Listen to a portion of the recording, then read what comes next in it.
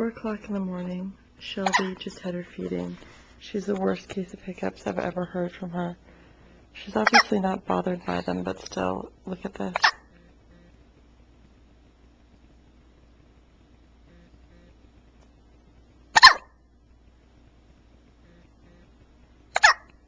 You okay, sweet pea?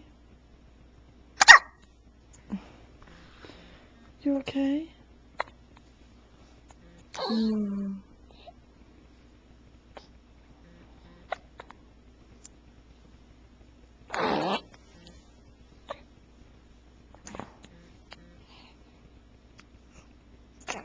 That's right. Time to go back to bed.